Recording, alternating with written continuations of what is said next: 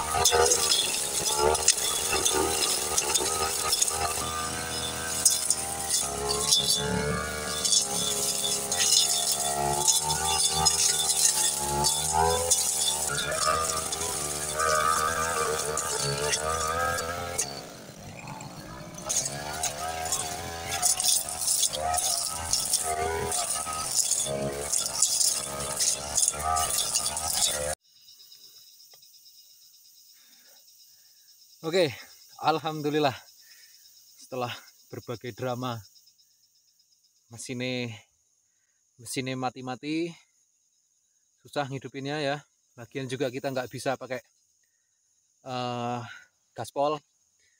Kita harus hati-hati bener tadi pakai mesinnya, karena saya nggak pakai kacamata bening sama sepatu boot sama sarung tangan, jadi kita nggak bisa gaspol pakai mesinnya. Jadi kita harus hati-hati, tetap hati-hati,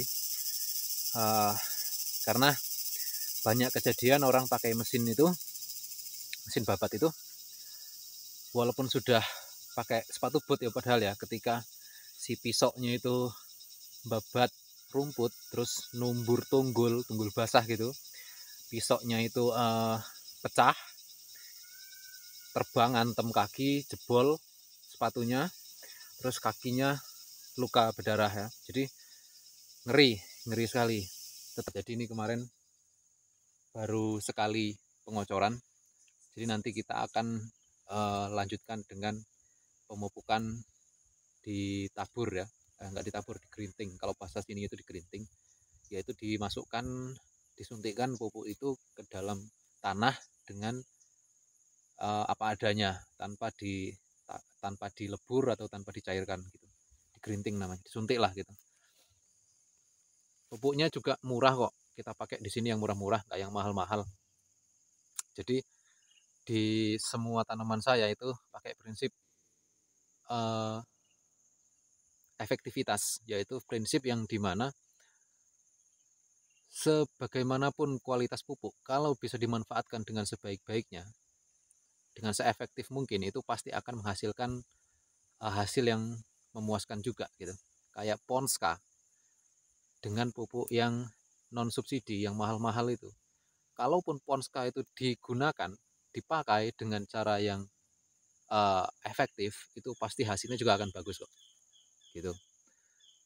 Nah, bagaimana cara mengoptimalkan, mengefektifkan pupuk supaya unsur haranya itu semuanya terserap tanaman gitu kan? Karena belum tentu berkorelasi, belum tentu yang namanya pupuk bagus apakah hasilnya juga tanaman akan bagus, itu belum tentu. Tapi kalau tanaman itu dipupuk dengan cara yang bagus, dia mendapatkan unsur hara yang bagus, insya Allah tanamannya juga akan bagus. Jadi nanti saya akan share bagaimana cara saya mengoptimalkan fungsi dari pemupukan supaya pupuk itu nggak menguap ya. Karena unsur dari pupuk itu salah satunya adalah nitrogen yang gampang menguap. Karena di dalam nitrogen itu ada namanya unsur amonium nitrat ataupun amonium sulfat. Yang mana kalau amonium itu terkena sinar matahari, terkena suhu tinggi, dia akan menjadi amoniak atau gas amoniak. Artinya dia akan menguap gitu. Jadi kita udah kasih pupuk susah-susah, mahal-mahal kan, kena matahari, nguap. Nah, jadi nanti ada caranya, nanti saya akan tunjukkan di video selanjutnya setelah pembendengan dan juga setelah penyemprotan bedengan ini. Nanti akan saya buatkan, semua akan saya sharekan apa yang saya lakukan di lahan saya. Yang baik silahkan ditiru, yang salah bisa dikoreksi, dibenarkan, supaya teman-teman juga bisa kita saling sama-sama belajar, saling mengisi gitu. Karena kalau saya terbuka dengan kritik, dengan pembenaran, maksudnya mengarahkan ke yang benar gitu. Karena saya masih muda, masih petani baru, anyaran lah kata orang Jawa. Jadi saya pasti masih benar-benar butuh banyak bimbingan, banyak masukan, banyak referensi tentunya dari para senior-senior semuanya yang benar-benar bisa jadi bahan untuk kita membangun kualitas sebagai petani gitu. Jadi saya sangat welcome dengan masukan-masukan yang membangun sifatnya gitu. Jadi itu sahabat-sahabat semuanya, intinya kita harus sama-sama berkembang. Jadi petani Indonesia itu setiap generasi harus ada perbaikan. Petani Indonesia itu setiap hari, setiap generasi harus ada perubahan.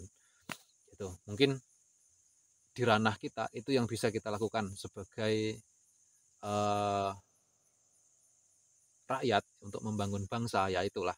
Mungkin ketinggian bahasa saya ini, tapi kita harus seperti itu.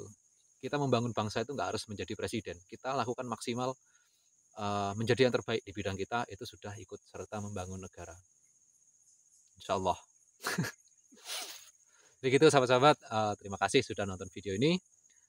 Panjang, lebar ya. Dan gitulah pokoknya. Demikian. Semoga sehat selalu sahabat di sana. Panjang umurnya, melimpah rezekinya, barokah, bisa ke Mekah dan ke Madinah. Amin. Saya Heri, wassalamualaikum warahmatullahi wabarakatuh.